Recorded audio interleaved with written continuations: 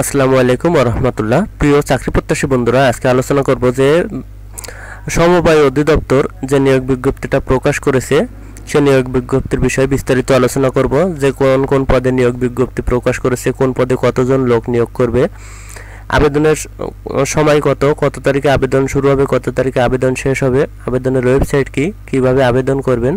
তো সে বিষয়ে সম্পূর্ণ বিষয়ে বিস্তারিত এই ভিডিওতে আলোচনা করব। তো সম্পূর্ণ বিষয়টা দেখার আগে যারা এখনো পর্যন্ত এসআরটিএসবিডি চ্যানেলটি সাবস্ক্রাইব করেননি তাদের কাছে অনুরোধ থাকবে এসআরটিএসবিডি চ্যানেলটি সাবস্ক্রাইব করার জন্য, লাইক কমেন্ট শেয়ার করে পাশে থাকার জন্য, যাতে এমন ধরনের আরও নতুন নতুন নিয়োগ বিজ্ঞপ্তি, আবেদনের বিষয় এবং বিভিন্ন নোটিশ সম্পর্কে আপনারা জানতে পারেন। তো চলুন আজকে যে বিষয়টা আলোচনা করব, যে নিয়োগ বিজ্ঞপ্তির বিষয়, সে বিষয়টা বিস্তারিত দেখে আসি। তো আজকের নিয়োগ বিজ্ঞপ্তির বিষয়টা এখানে দেখেন যে সমবায় অধিদপ্তর নিয়োগ বিজ্ঞপ্তিটা প্রকাশ করেছে, যেটা প্রকাশ করেছে 6/3/2025 খ্রিস্টাব্দ তারিখে, যেটা পূর্ণ নিয়োগ বিজ্ঞপ্তি। অর্থাৎ এর আগেও যে নিয়োগ বিজ্ঞপ্তি প্রকাশ করেছিল এটা আবার পুনরায় প্রকাশ করেছে। তো এখানে দেওয়া আছে যে সমবায় অধিদপ্তরের আওতাধীন পরিচালনা রাজস্ব বাজেটভুক্ত নিম্নবর্ণিত শূন্য পদসমূহে সম্পূর্ণ অস্থায়ী ভিত্তিতে নিয়োগের নিমিত্তে বাংলাদেশের স্থায়ী নাগরিকদের নিকট হতে পাশে বর্ণিত শিক্ষাগত যোগ্যতা এবং নিম্নবর্ণিত শর্ত সাপেক্ষে অনলাইনে আবেদন আহ্বান করা যাচ্ছে। তো অনলাইনে যারা আবেদন করবেন, তো আবেদনের জন্য যে ওয়েবসাইট সেটা এখানে দেওয়া আছে coop.teletalk.com.bd। তো যে সকল প্রার্থীগণ আবেদন করবেন তারা অবশ্যই এই ওয়েবসাইটে প্রবেশ করে আবেদন করবেন। তো তাছাড়া এখানে দেওয়া আছে যে অনলাইন ব্যতীত অন্য কোনো আবেদন গ্রহণযোগ্য হবে না। অর্থাৎ অবশ্যই যারা আবেদন করবেন তাদের অবশ্যই অনলাইনে আবেদন করতে হবে। তো এখানে 1 নম্বর কর্মীকে যেটা দেওয়া আছে যে পরিদর্শক পদে এখানে 34 জন লোক নিয়োগ করবে।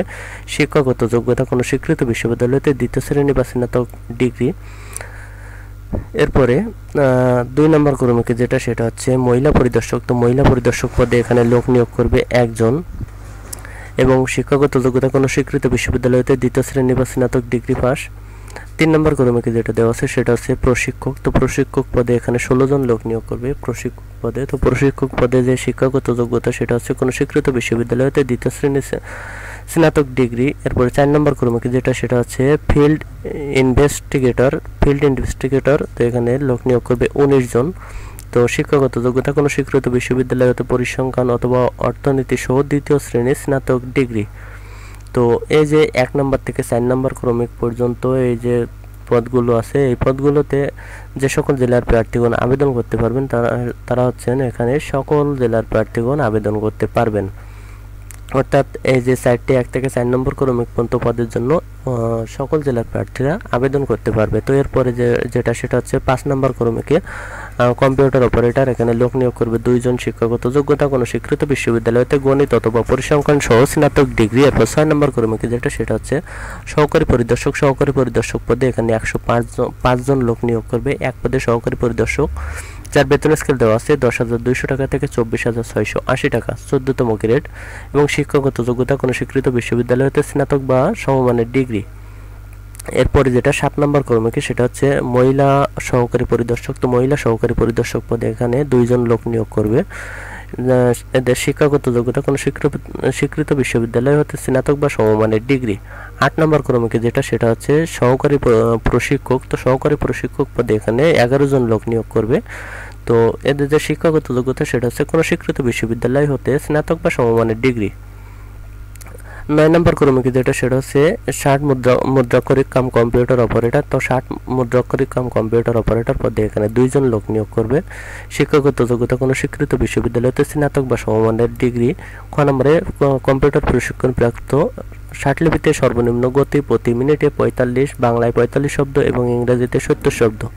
তাছাড়া কম্পিউটার মুদ্রাক্ষরে সর্বনিম্ন গতি প্রতি মিনিটে বাংলায় 25 শব্দ এবং ইংরেজিতে 30 শব্দ হতে হবে। তো 10 নম্বর কর্মীকে যেটা, সেটা হচ্ছে ড্রাইভার, ফিল্ম ভ্যান ড্রাইভার। তো এখানে লোক নিয়োগ করবে 6 জন। শিক্ষাগত যোগ্যতা 8ম শ্রেণী পাস।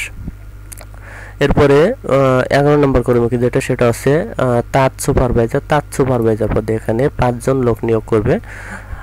শিক্ষাগত যোগ্যতা সরকারি বয়ন স্কুল বা স্বীকৃত টেক্সটাইল ইনস্টিটিউট হতে কারিগরি কোর্সে পরীক্ষায় উত্তীর্ণ হতে হবে। এরপরে 12 নম্বর কর্মী যেটা সেটা হচ্ছে কেশিয়ার পদে এখানে 60 জন লোক নিয়োগ করবে। শিক্ষাগত যোগ্যতা কোনো স্বীকৃত বোর্ড হতে বাণিজ্য উচ্চ মাধ্যমিক সার্টিফিকেট বা সমমানের পরীক্ষায় উত্তীর্ণ সংশ্লিষ্ট কাজে অভিজ্ঞতা ব্যক্তিকে অগ্রাধিকার দেওয়া হবে। তো 13 নম্বর কর্মী যেটা সেটা হচ্ছে এখানে অফিস সহকারী কাম কম্পিউটার অপারেটর এখানে কিন্তু অনেক লোক নিয়োগ করবে। 108 জন লোক নিয়োগ করবে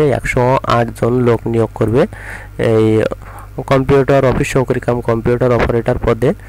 তো এদের যে বেতন স্কেল সেটা হচ্ছে 9,300 টাকা থেকে 22,490 টাকা। বেতন গ্রেড 16তম গ্রেড এবং শিক্ষাগত যোগ্যতাও কিন্তু উচ্চ মাধ্যমিক এইচএসসি যে সকল শিক্ষার্থীগণ এইচএসসি পরীক্ষায় পাশ করেছে উচ্চ মাধ্যমিক সার্টিফিকেট বা সমমান পরীক্ষায়, এখানে যারা উচ্চ মাধ্যমিক এইচএসসি জেনারেল বোর্ড থেকে পাশ করেছে, মাদ্রাসা বোর্ড থেকে পাশ করেছে, কারিগরি বোর্ড থেকে পাশ করেছে, তারা সকলেই এই পদে আবেদন করতে পারবে। তো তাছাড়া এখানে কম্পিউটার প্রশিক্ষণ প্রাপ্ত এবং কম্পিউটার মুদ্রাক্ষরের সর্বনিম্ন গতি বাংলায় 20 শব্দ এবং ইংরেজিতে 20 শব্দ হতে হবে। তো অফিস সহকারী কাম কম্পিউটার অপারেটর পদে এখানে 108 জন লোক নিয়োগ করবে। এটা কিন্তু অনেক বড় একটা পদ। তো এরপরে যে 14 নম্বর কর্মী যেটা সেটা হচ্ছে ডাটা এন্ট্রি অপারেটর। তো ডাটা এন্ট্রি অপারেটর পদে এখানে 1 জন লোক নিয়োগ করবে। শিক্ষাগত যোগ্যতা উচ্চ মাধ্যমিক সার্টিফিকেট বা সমান পরীক্ষায় উত্তীর্ণ। এরপরে 15 নম্বর ক্রমিক যেটা সেটা হচ্ছে সহকারী ফিল্ম অপারেটর। এখানে 2 জন লোক নিয়োগ করবে। শিক্ষাগত যোগ্যতা মাধ্যমিক স্কুল সার্টিফিকেট, এসএসসি পরীক্ষা এবং 16 নম্বর কর্মী যেটা সেটা হচ্ছে নৈশ প্রহরী। তো নৈশ প্রহরী পদে এখানে 60 জন লোক নিয়োগ করবে। শিক্ষাগত যোগ্যতা 8ম শ্রেণী পাস এবং 17 নম্বর সর্বশেষ যেটা সেটা হচ্ছে অফিস সহায়ক। তো অফিস সহায়ক পদেও এখানে কিন্তু অনেক লোক নিয়োগ করবে। অফিস সহায়ক পদে 189 জন লোক নিয়োগ করবে। বেতন স্কেল 8,250 টাকা থেকে 20,010 টাকা পর্যন্ত এবং 20তম গ্রেড। তো অফিস সহায়ক পদে এখানে এক পদে কিন্তু অনেক লোক একসঙ্গে নিয়োগ করবে। তো এদের যে শিক্ষাগত যোগ্যতা সেটা হচ্ছে কোনো স্বীকৃত বোর্ড হতে এসএসসি বা সমমানের পরীক্ষায় উত্তীর্ণ, অর্থাৎ যে সকল প্রার্থীরা এসএসসি পরীক্ষায় পাশ করেছে, এসএসসি জেনারেল বোর্ড, কারিগরি বোর্ড এবং মাদ্রাসা বোর্ড সকল বোর্ড থেকে যারা এসএসসি পাশ করেছে তারা অফিস সহায়ক পদে এখানে আবেদন করতে পারবে। তো এই যে পদগুলো 5 নম্বর থেকে 17 নম্বর পদের জন্য যে সকল জেলার প্রার্থীগণ আবেদন করতে পারবে তারা হচ্ছেন খাগড়াছড়ি, বান্দরবন ও রাঙ্গামাটি পার্বত্য জেলা ব্যতীত সকল জেলা, অর্থাৎ খাগড়াছড়ি, বান্দরবন এবং রাঙ্গামাটি পার্বত্য জেলার ব্যতীত বাংলাদেশের আর সকল জেলার প্রার্থীরা এই পদে আবেদন করতে পারবে। তো এখানে আরেকটা বিষয় দেখেন যে অনলাইনে আবেদনের জন্য যে সকল শর্তাবলী সেগুলো এখানে দেওয়া আছে। তো অনলাইনে আবেদনের শর্তাবলী এখানে অনলাইনের আবেদনের শর্তাবলীগুলো ক নম্বরে দেওয়া আছে যে নিয়োগ বিজ্ঞপ্তি এবং আবেদন সংক্রান্ত নিয়োগ বিজ্ঞপ্তি www.cwp.gov.bd অথবা cwp.teletalk.com.bd এই ওয়েবসাইটে পাওয়া যাবে। তো আবেদন কত তারিখে শুরু হচ্ছে সে বিষয়টা এখানে দেখেন যে আবেদন কত তারিখে শুরু হবে এবং কত তারিখে শেষ হবে সেটা আছে। শর্তাবলী 2 নম্বর কর্মীকে আবেদন ফর্ম পূরণ সংক্রান্ত শর্তাবলী এখানে দেওয়া আছে যে আগ্রহী প্রার্থীগণ cwp.teletalk.com.bd এই ওয়েবসাইটে প্রবেশ করে আবেদন ফর্ম পূরণ করতে পারবে। আবেদন ফর্ম পূরণের যে শুরুর তারিখ সেটা হচ্ছে 20-3-2025 খ্রিস্টাব্দ তারিখ সকাল 10টা, অর্থাৎ 20 মার্চ 2025 সকাল 10টা থেকে আবেদন কার্যক্রম শুরু হবে এবং আবেদন জমাদানের যে শেষ তারিখ সেটা হচ্ছে 17-4-2025 খ্রিস্টাব্দ তারিখ বিকাল 5টা। অর্থাৎ যে সকল প্রার্থীগণ আবেদন করবেন তারা অবশ্যই 20-3-2025 তারিখ থেকে 17-4-2025 তারিখ এই তারিখের ভিতরে অনলাইনে আবেদন সাবমিট করবেন। তো এরপরে যে আপনাদের আবেদনের জন্য কত টাকা সে বিষয়টা এখানে দেখেন যে আবেদনের জন্য আপনাদের কত টাকা খরচ হবে সেটা হচ্ছে এখানে 1 থেকে 4 নম্বর কর্মীকের জন্য 150 টাকা, 1 থেকে 4 নম্বর কর্মীকের জন্য 150 টাকা এবং 5 থেকে 14 নম্বর কর্মীকের জন্য আপনাদের খরচ হবে 112 টাকা। তো এই ছিল আজকের আলোচনার বিষয় যে সমবায় অধিদপ্তরে যে নিয়োগ বিজ্ঞপ্তিটা প্রকাশ করেছে, সে নিয়োগ বিজ্ঞপ্তিতে কোন কোন পদে আপনারা আবেদন করবেন, কোন কোন পদে নিয়োগ বিজ্ঞপ্তি প্রকাশ করেছে, কোন পদে শিক্ষাগত যোগ্যতা কি, কোন কোন জেলার প্রার্থীগণ আবেদন করতে পারবেন, কত তারিখে আবেদন শুরু হবে, কত তারিখে আবেদন শেষ হবে। তো সম্পূর্ণ বিষয়টা আশা করি বুঝতে পেরেছেন। যদি বুঝতে সমস্যা হয় তাহলে ভিডিওটি রিপ্লে করে দেখবেন, কেউ স্কিপ করবেন না, সম্পূর্ণ ভিডিওটি মনোযোগ সহকারে দেখবেন, তাহলে সম্পূর্ণ বিষয়টা বিস্তারিত বুঝতে পারবেন। তাছাড়া এরকম ধরনের আরও নতুন নতুন নিয়োগ বিজ্ঞপ্তি আবেদনের বিষয় সম্পর্কে জানার জন্য যে সকল প্রার্থীগণ, যে সকল দর্শকরা এখনো পর্যন্ত এসআরটিএসবিডি চ্যানেলটি সাবস্ক্রাইব করেননি, তাদের কাছে অনুরোধ থাকবে এসআরটিএসবিডি চ্যানেলটি সাবস্ক্রাইব করার জন্য, লাইক কমেন্ট শেয়ার করে পাশে থাকার জন্য, যাতে এমন ধরনের আরও নতুন নতুন নিয়োগ বিজ্ঞপ্তি আবেদনের বিষয় এবং বিভিন্ন নোটিশ সম্পর্কে আপনারা জানতে পারেন। তো সবাই ভালো থাকবেন, সুস্থ থাকবেন। ধন্যবাদ সকলকে। আসসালামু আলাইকুম।